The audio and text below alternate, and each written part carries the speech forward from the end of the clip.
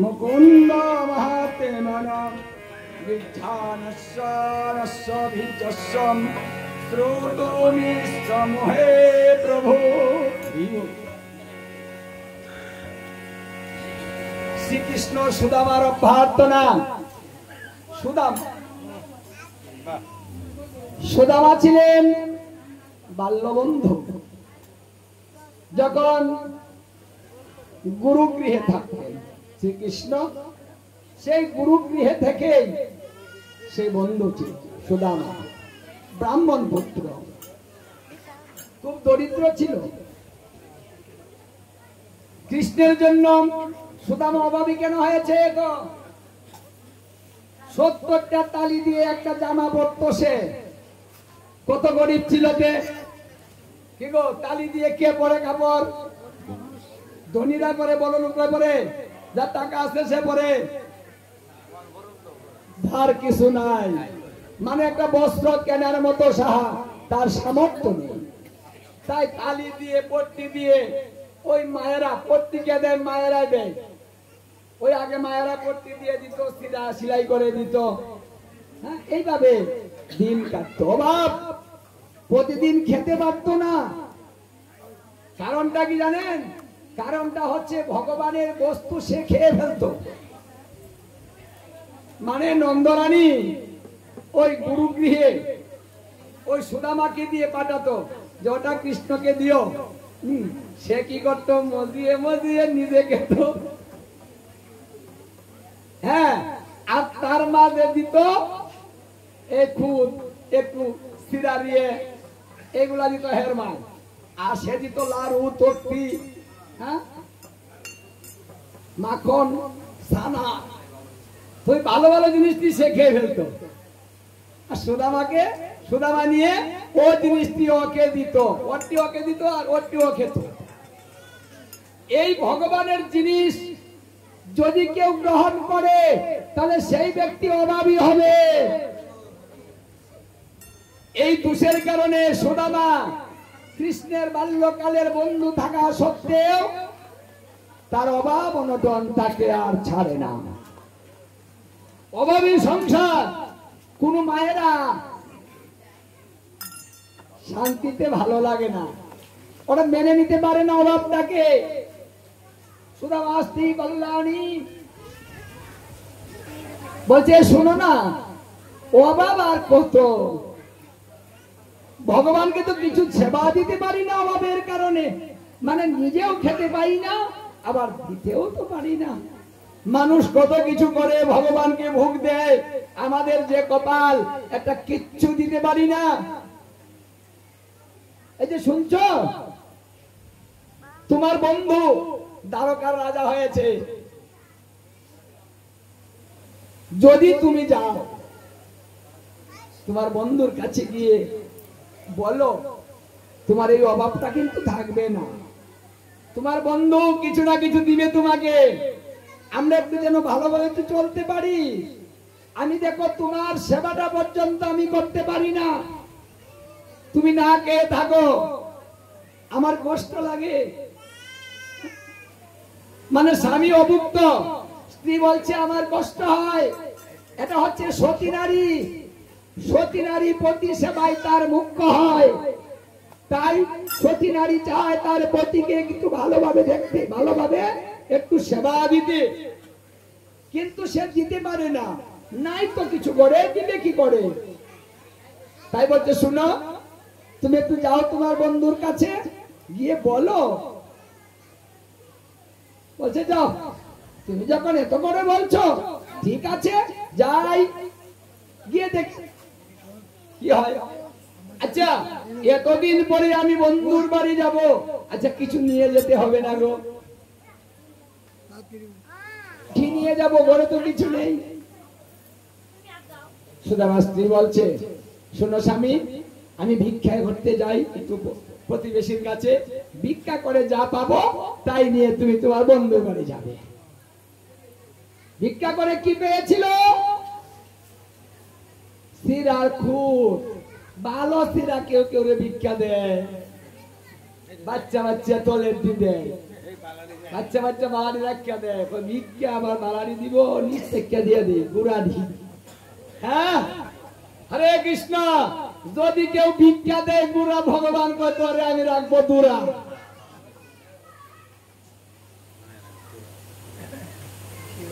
যা পেয়েছে ছোট্ট একটা পুটুলি নিয়ে এসেছে, বলছে দেখো স্বামী এই যে পেয়েছি।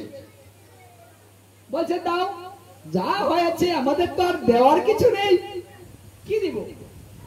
দেখুন অভাব অনটন, কিন্তু কোনদিন বন্ধুর কাছে চায় না, ভগবানকে বলে না হে ভগবান আর কত কষ্ট করব, তুমি আমার অভাবটা দূর করে দাও, সুখী করে দাও, বলে না। বলে আমাকে আরো কষ্ট দাও, আরো দুঃখ দাও, তুমি সুখে থেকো প্রভু। দেখুন ভক্তের স্বভাবটা কেমন, ভগবানকে দোষেও না আবার চায়ও না। এবার স্ত্রীর কারণে চাওয়ার জন্য রেডি হলেন। এই স্ত্রীর খোঁজ নিয়ে রওনা করলেন দ্বারকার উদ্দেশ্যে। হেঁটে হেঁটে দ্বারকা গিয়েছে, কয়েকদিনের রাস্তা। দাড়ি প্রবেশ করতে দেয় না, কারণ চেহারা ভালো না, পোশাক ভালো না, দেখতে ভালো না। মানে এই পরিবেশে অন্দর মহলে ঢুকতে দিব? যাও, দিব না। বলছে দেখো আমাকে একটু যেতে দাও, কৃষ্ণ আমার বাল্যকালের বন্ধু, আমার বন্ধুর সঙ্গে আমি একটু সাক্ষাৎ করতে এসেছি। যে আরে সে হলো এত বড় দ্বারকার রাজা, আর তুমি হলে ভিখারি, এই ভিখারি আমার বন্ধু। আচ্ছা ভিখারি বন্ধুর কোনো দাম আছে? যাও। বলছে দেখো আমাকে তাড়িয়ে দিও না, আমি একটু দর্শন করে যাই, বহুদিন পরে এসেছি, কতদিন ধরে আমার বন্ধুকে আমি দর্শন করিনি, দেখা হয় না, একটু যেতে দাও। গিয়ে জিজ্ঞাসা করো, গিয়ে যাও যে তোমার বন্ধু এসেছে, অমুক আমার নাম, সুদামা আমার নাম, চিনবে আমাকে? আচ্ছা রাধায় কোনদিন বিক্ষোভ করেছি না, বললেই হলো? বলছেন যাও গিয়ে বলো না আমার কথা একটু। একজন দাঁড়িয়ে দৌড়ে চলে গেলেন, গিয়ে বললেন যে আপনার একজন বন্ধু এসেছে, সে নাম বলছে সুদামা, চেহারাটা ভালো না, গায়ের পোশাকটা পট্টি পট্টি পট্টি, এত গরিব, মানে এর সে নিচে মনে হয় গরিব নাই। সে আইসা বলতেছে ভাই আমার বন্ধু, আমরা বিশ্বাস করি না। তারপরেও বলেছে যাও জিজ্ঞাসা করো, নাম সুদামা, আপনি কি চিনেন? শ্রীকৃষ্ণ বলছে সুদামা এসেছে, আমার সেই বাল্যকালের বন্ধু, এতদিন পরে আমার কথা মনে পড়েছে, কোথায় আমার বন্ধু কোথায়? দেখো প্রকৃত বন্ধু কেমন হয়। শ্রীকৃষ্ণ নিজে স্বয়ং উঠে বলছে দাঁড়িয়ে চল, আমার বন্ধুর কাছে আমি যাব, আমি যাব আগে। স্বয়ং কৃষ্ণ গিয়েছে তার বন্ধুকে আনার জন্য, বলছে হে বন্ধু, বন্ধু কতদিন পরে তোমার সঙ্গে দেখা, বন্ধু আসো, বন্ধু আসো। তু বন্ধু এক জায়গায় কুলাকুলি করি, মানে প্রেমের প্রেম জমেছে অনেকদিন পরে দেখা, তো প্রেমটা জমে আছে, কারণ ভক্তের জন্য ভগবান সদা সর্বদা লালায়িত হয়ে প্রতিদিন ভক্তের কথায় চিন্তা করে ভগবানের এই কাজ। যেমন ভক্ত যেভাবে ভগবানকে প্রতিদিন স্মরণ করে, ঠিক এমনি ভাবে প্রতিদিন ভক্তের কথা ভগবানও স্মরণ করে না। সে তো জানে সুদামার কি হয়েছে, সুদামাকে জড়িয়ে ধরেছে, সবাই তো অবাক হয়ে গিয়েছে। একটা ফকির ভিক্ষুক একজন রাজা জড়িয়ে ধরলো, কত আপন। হ্যাঁ চলো চলো আমার সঙ্গে চলো, অন্দর মহলে চলো। কৃষ্ণ স্বয়ং ধরে নিয়ে অন্দর মহলে নিয়ে গিয়েছে। রুক্মিণী, এ রুক্মিণী, আরে তাড়াতাড়ি আসো, দেখো দেখো কে এসেছে। রুক্মিণী এসে দেখে একজন ভিক্ষু, বলছে বাহ, কেউ কি হয়? বলছে আমার বাল্যকালের বন্ধু এসেছে, উত্তম আসনে বসতে দাও, অনেক দূর থেকে এসেছে, একটু সেবা যত্ন করতে হবে। দেখুন রাজার সিংহাসনে বসিয়েছে বন্ধুকে, বসিয়ে বলছে আরে জল নিয়ে আসো, আমার বন্ধুর চরণটা ধৌত করে দিতে হবে। তো কত কষ্ট করে না এসেছে।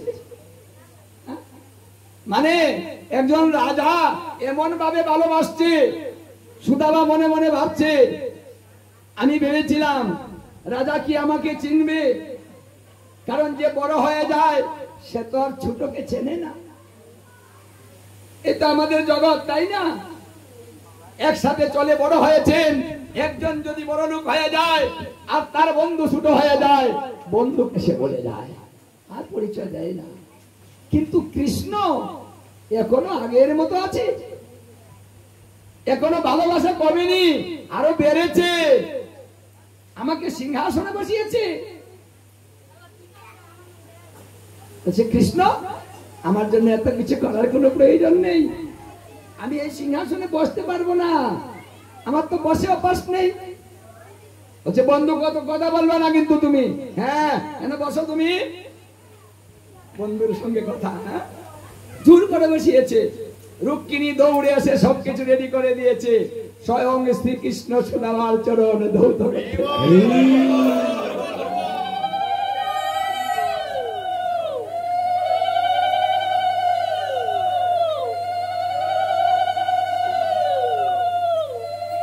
ভক্তের কত মূল্য ভগবানের কাছে, নিজ হাতে চরণ ধৌত করে দিয়েছে, আর রুক্মিণী সবকিছু রেডি করে দিয়েছে। ধূপদীপ জ্বালিয়ে বন্ধুকে আরতি করেছে। কতদিন পরে বন্ধু এসেছে, দেখুন এইভাবে অনেক ভালোবাসা দিতে শুরু করলো, বন্ধুর জন্য পাগল হয়ে গিয়েছে, সমস্ত কার্য ছেড়ে দিয়ে বন্ধুকে নিয়ে ব্যস্ত হয়ে গিয়েছে, কারো কথা শুনে না। আজ আমার বন্ধু এসেছে, আমার কারো সঙ্গে আর কোনো কথা নেই, আমি আমার বন্ধুকে নিয়ে থাকবো। মনে মনে ভাবছে হায় রে কৃষ্ণ, আজ তুমি রাজা, স্বয়ং রাজা হয়েছ, আর তুমি আমার সঙ্গে এমন করছো, এই তো তোমার মাহাত্ম্য। না হলে তুমি বড় হলে কি করে, যারা বড় তারা তো এইভাবেই বড় হয়, তাদের যে মহত্ব আছে, বড়দের মহত্ব থাকে।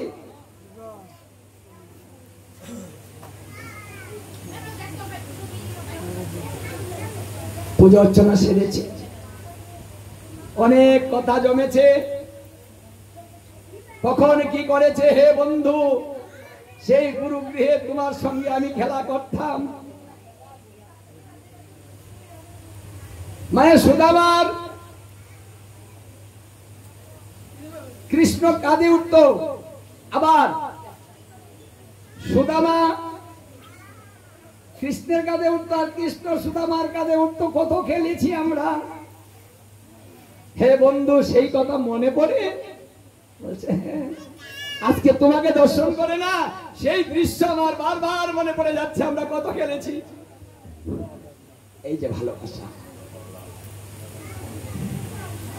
বসিয়ে বলছে, কৃষ্ণ বলছে বন্ধু এতদিন পরে তুমি এলে, আমার জন্য কি আনলে? মানে রাজার কাছে সিদার, এই যে কুল, সিদার গুড়া, কুল, এইগুলা কি রাজাকে দেওয়া যায়? তাই কি করেছে সুদামা, ওটা পুটুলিটা এভাবে রেখে দিয়েছিল,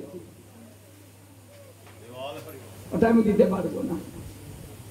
রাজা কত ভালো ভালো জিনিস প্রতিদিন গ্রহণ করে, আরে খুদ আমি তাকে দিব না, না না দিব না, রেখে দিয়েছে।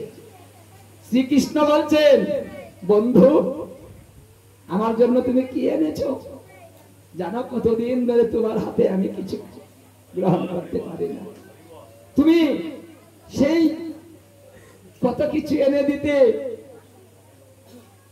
কারণ তোমার মা যে দিয়ে দিত চিরার কুদ, আমি কত শান্তি করে সেটি গ্রহণ করতাম, আমার সেই কথা আজকে মনে পড়ছে। বন্ধু, তুমি কি আমার জন্য কিচ্ছু আনোনি? শুধু শুধু চলে এলে, এটা কিচ্ছু আনতে পারলে না তুমি আমার জন্য? বলছে দেখো, আমি ভিক্ষা করে কোনো মতে জীবনে যাপন করছি, তোমাকে দেবার মতো তো আমার কিছু নেই। আমি কি দিব তোমাকে? এই বলে সুদামা শুধু কেঁদে যাচ্ছে।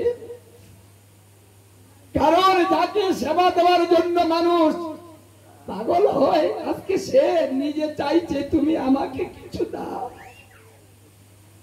আমি এত হতভাগা, কিছু দিতে পারছি না, তাই শুধু কেঁদে যাচ্ছে। বলছে আরে বন্ধু, এতদিন পরে এসেছো,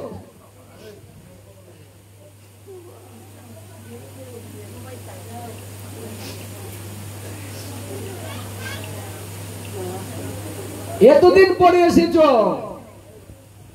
কেঁদে কেঁদে সময় কাটিয়ে দিবে? দুটা ভালো মন্দ কথা বলবো না, তুই শুধু কাঁদবে? দেখি দেখি। আচ্ছা বন্ধু, তোমার হাতটা তুমি এভাবে রাখো কেন? ওখানে কি আছে গো? দেখি দেখি দেখি দেখি, মানে দেখি দেখি বলে গিয়ে সুদামাকে ধরে ফেলেছে। কৃষ্ণ ধরে বলছে দেখি বন্ধু এখানে কি আছে। যখন ধরেছে, হাতটা নড়ে গিয়ে পুটুলিটা পড়ে গিয়েছে। যখন পড়ে গিয়েছে, কৃষ্ণ ওটা তুলেছে, খুলেছে, খুলে দেখে ওই যে আগে তো চিরার খুদ, সেই চিরার খুদ খুলে বলছে বন্ধু, তুমি এত ভালো জিনিস আনলে আর তুমি লুকিয়ে রাখলে, আমাকে দাও না। ওটা ভালো জিনিস কি করে হলো গো? চিরার খুদ ভালো জিনিস হয়, কিন্তু কৃষ্ণ তো তাই বলছে।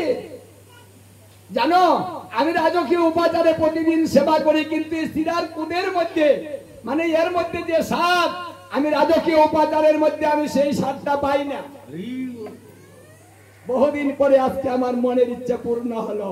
এই কথা বলে মুখে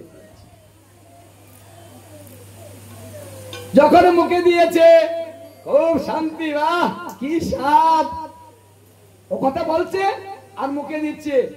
রুক্মিণী চেয়ে দেখে অত সবটি কে ফেলবে, ও যদি সবটি কে ফেলে আমাকে বিক্রি করে দিবে। রুক্মিণী তো লক্ষ্মী, সে তো ভাণ্ড। আজকে বন্ধুর দুর্দশা থেকে সুদামার এটা গ্রহণ করে লক্ষ্মীকে দিয়ে দিচ্ছে। সুদামা দৌড়ে এসে কৃষ্ণের হাতে ধরেছে, এই যে তোমার বন্ধুর দেওয়া জিনিস তুমি একাই গ্রহণ করবে, আমাকে দিবে না। ওরা কি পেতে পারে না? আমাকে একটু দাও, আমি দেখি। জোর করে রুক্মিণী কৃষ্ণের কাছ থেকে সেই চিরার কুদ নিয়ে নিজের মুখে দিয়েছে। না না, আমি সবটুকু ওকে দিব না, তো আমাকে বিক্রি করে দিচ্ছে। ও সব চিরার খুদ যদি একাই খেয়ে ফেলে, আমি লক্ষ্মী সুদামার হয়ে যেতে হবে, তার ঘরে আবদ্ধ থাকতে হবে আমাকে।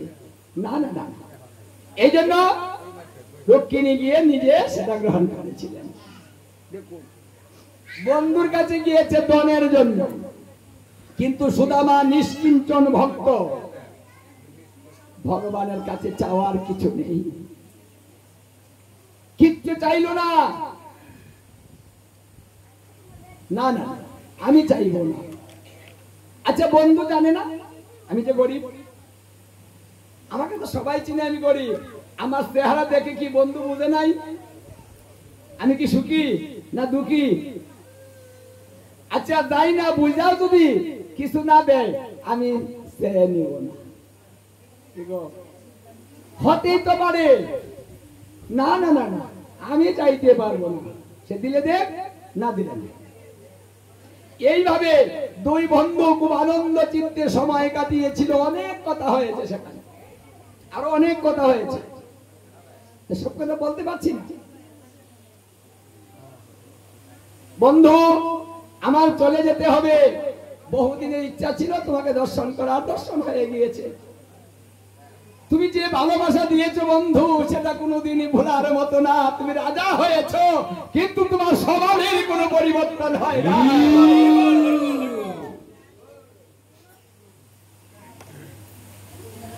সেটা আমি বুঝেছি। তুমি আগের মতোই আছো বন্ধু, আমাকে বিদায় দাও। বলছে কটা দিন থেকে যাও না। বলছে না, দেখো ভিক্ষা না করলে তো সংসার চলে না। আমি যদি না যাই তাহলে আমার স্ত্রী কি গ্রহণ করবে গো? আমি তো ভিক্ষা করে এনে দিতে হয়। আমি যাই, নাহলে যে কষ্ট করবে। দেখুন, প্রকৃত স্বামী স্ত্রী যারা ভজনটাও এইভাবে করে, সংসারটাও এইভাবে করে। শ্রীকৃষ্ণ ভাগবতে দশম স্কন্ধে তিনি বলেছিলেন, হে গোপীগণ, তোমরা যদি প্রকৃতভাবে স্বামী সেবা করো আর স্বামীকে প্রতিরূপে আমাকে সেখানে বসিয়ে তোমরা সেবা করো, অন্তিম কালে তোমরা আমাকে লাভ করবে, আমি কথা দিলাম। সেই কথাটাও দিয়েছিলেন। সুদামা সেখান থেকে বিদায় নিয়ে চলে রাস্তায় রাস্তায় ভাবছেন, আচ্ছা বন্ধু সব বুঝে, আমি যে গেলাম ধনের জন্য এটা বুঝলো না, আমি যে কিছু চাইতে গেলাম এটা বুঝলো না, আমারে কিছু দিল না, ইচ্ছা হয়ে দিত কিছু, এত রাজা ছিল। আমার স্ত্রী আমাকে পাঠিয়েছে, আমি কি বলবো, আমি তো চাইতে পারিনি। কি গো, কি এনেছো, আমি কি বলবো? মানে এইসব জল্পনা কল্পনা করিতে করিতে রাস্তা দিয়ে যাচ্ছে। কখন জানি বাড়ির সামনে চলে এসেছে, আর খেয়াল নেই, রাস্তা ভুলিয়ে গিয়েছে।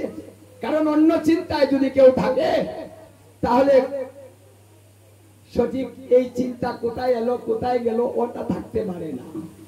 সুদাবাস কৃষ্ণ চিন্তা করিতে করিতে, কৃষ্ণের আচরণ চিন্তা করিতে করিতে, কৃষ্ণের কথাবার্তা চিন্তা করিতে করিতে রাস্তা দিয়ে যাচ্ছে।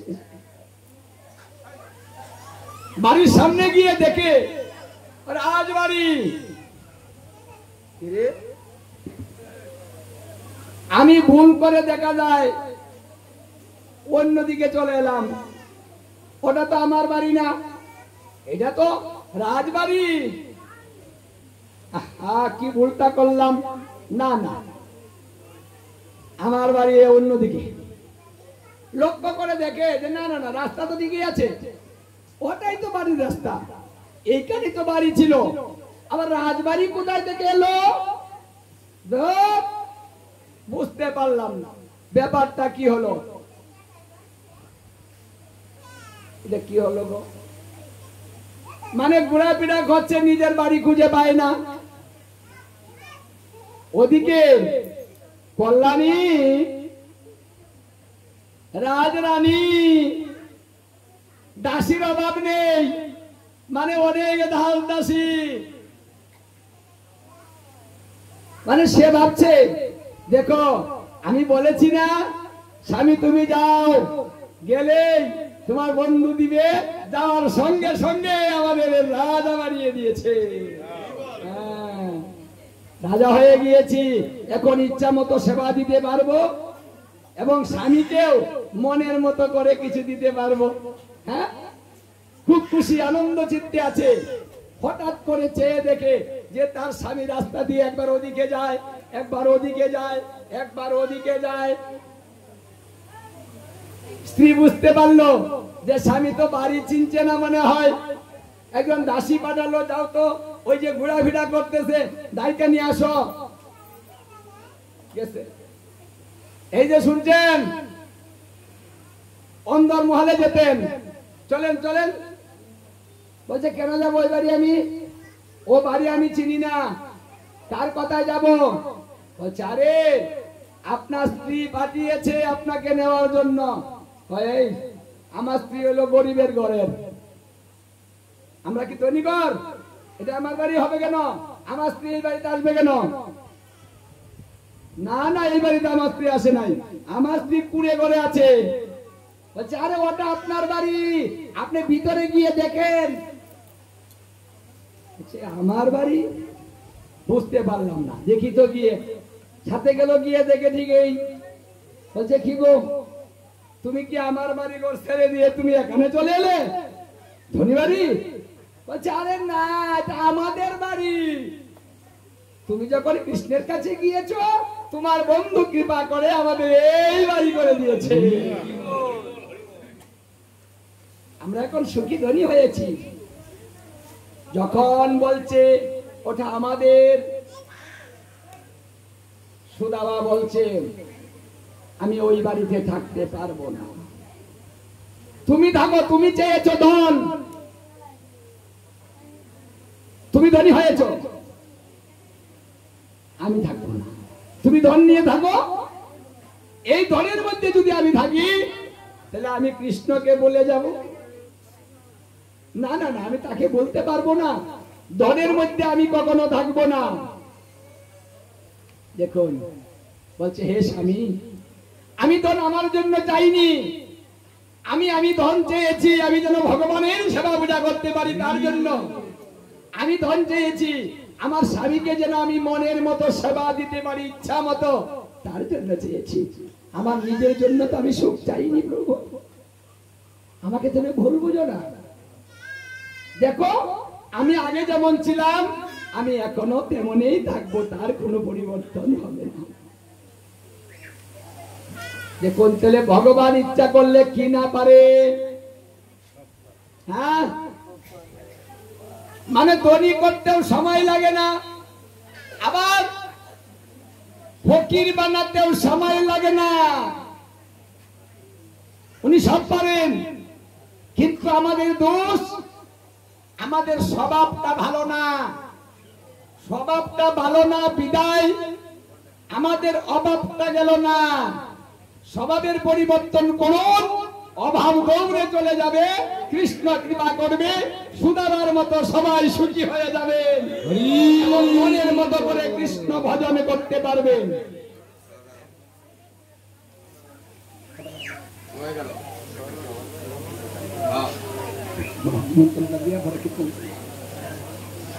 হরে কৃষ্ণ। এখন তাহলে তত্ত্বটা বুঝতে পেরেছেন, কাকে ভালোবাসবেন, কিভাবে বাসবেন, ধনী কি করে হয়, গরিব কি করে হয়, কোনো চিন্তা নেই। এখন শুনুন, আপনারা তো ভাগ্যবান ভাগ্যবতী, দেখিতে দেখিতে সুন্দর সময় ঘুরিয়ে যাচ্ছে, দুঃখের দিন যেতে চায় না, সুখের দিন দেখিতে দেখিতে ঘুরিয়ে যায়। তাই এখানেও এতদিন সুখের দিনে ছিল, আরো কদিন আছে, তবে আগামী সোমবার রাস পূর্ণিমা, সে রাস পূর্ণিমাতে এটা সমাপ্ত হবে।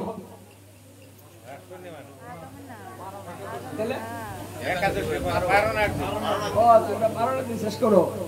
যাই হোক, আমার ভুল হয়েছে, রাস পূর্ণিমা না, রাস পূর্ণিমাতে আমি শেষ করবো, তো আমার বাবা মতো বলেছি, কমিটির বাবা মতো বলেছি। যাই হোক, এবার আমারটা বাদ দিয়ে কমিটির বাপটা ধরলাম। একাদশীতে নিয়েছেন, তারা একাদশীতেই শেষ করবেন। তাহলে 15 তারিখ একাদশী, শুক্রবার হবে কেন? সোমবার, রবিবারে একাদশী, একাদশীটা দুদিনে পড়েছে। শনিবারেও একাদশী আছে, কিন্তু আমরা গোস্বামী মতে এটা করব না, আমরা রবিবারে করব। তাই আপনারা রবিবারে করবেন। রবিবারে যেহেতু একাদশী ব্রত করা হবে, ওদিন ভোগ হচ্ছে না, তাই পরের দিন সোমবার ভোগরাগ হবে। এই ভোগরাগের মাধ্যমেই এটা সমাপ্ত ঘোষণা করা হবে। তাহলে এই মহোৎসবের আপনাদের আত্মীয় বন্ধু বান্ধব সহ এখানে নিমন্ত্রণ, মধ্যাহ্নকালে সবাই চলে আসবেন সঠিক সময়ে। এবং এখানে যদি কেউ কিছু দিতে চান, সেবায় অংশগ্রহণ করতে চান, তাহলে সাধ্য অনুযায়ী সেটাও করতে পারবেন। তার জন্য আগেই যোগাযোগ করবেন এবং পূর্ব দিনেই সমস্ত ব্যবস্থা করে দিয়ে যাবেন। সুযোগ কিন্তু চলে যাচ্ছে, পরে কিন্তু আফসোস করলেও পাবেন না। সময় কখনো ফিরে আসে না, যেটা যায় ওটা চলেই যায়।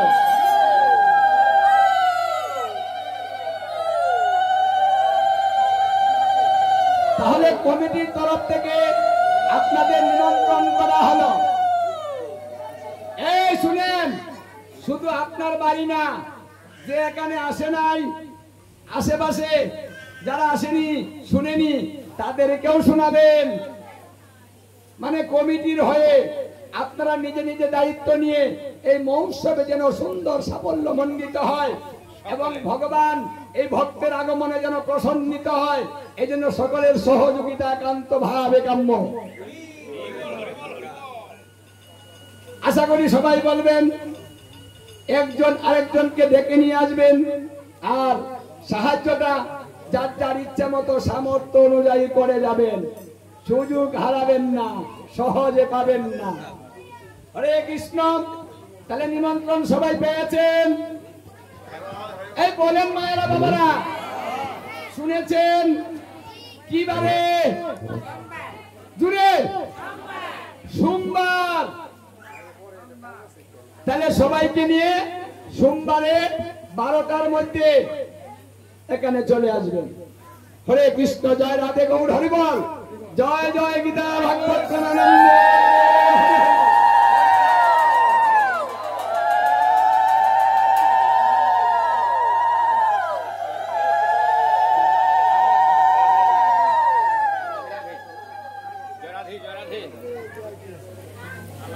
হরি বল।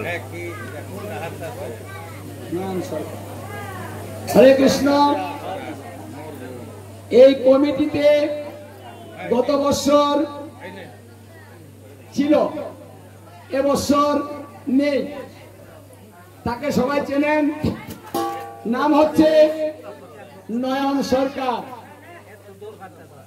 কমিটিতে ছিলাম, দেখুন গত বছর ছিল, এবার নেই। এই জন্য সেই নয়নের আত্মার কল্যাণার্থে সবাই আশীর্বাদ করবেন। নয়ন যদি কোনো দোষ করে থাকে, তার দোষটা যেন ভগবান ক্ষমা করে দেন, এবং তিনি যদি কোনো দোষ কারণে, কর্মফলের কারণে কোথাও নিম্নগামী হয়ে থাকেন, সেখান থেকে মুক্ত করে যেন ঊর্ধ্বগামী করে দেন। সেই উদ্দেশ্যে, নয়নের উদ্দেশ্যে একটা ধ্বনি হবে, হরে কৃষ্ণ কৃষ্ণ কৃষ্ণ হরে হরে, হরে রাম রাম রাম হরে হরে। জয় জয় নিতাই গৌর সীতানাথ প্রীতি প্রেমানন্দে। হরে হরি বল, হরি বল।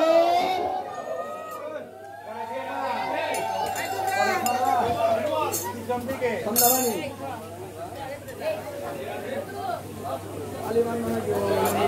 রাধে রাধে।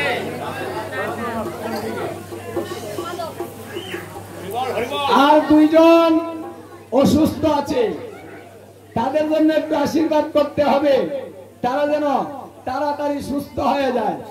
একজন হলেন সন্ধ্যারানী রায়, আরেকজন হলেন রাজবলি ঠাকুর। তাহলে সন্ধ্যারানী আর রাজবলি ঠাকুর এই দুজনে অসুস্থ।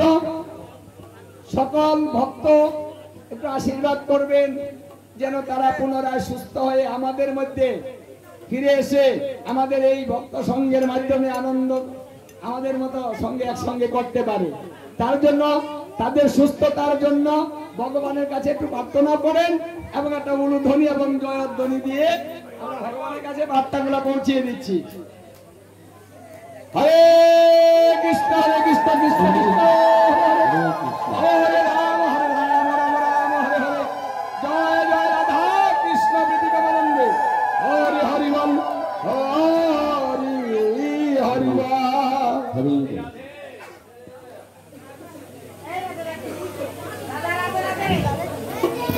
হরে কৃষ্ণ। সম্মানিত কৃষ্ণ ভক্ত গৌর ভক্তগণ, অত্যন্ত দুঃখের সাথে আপনাদেরকে একটা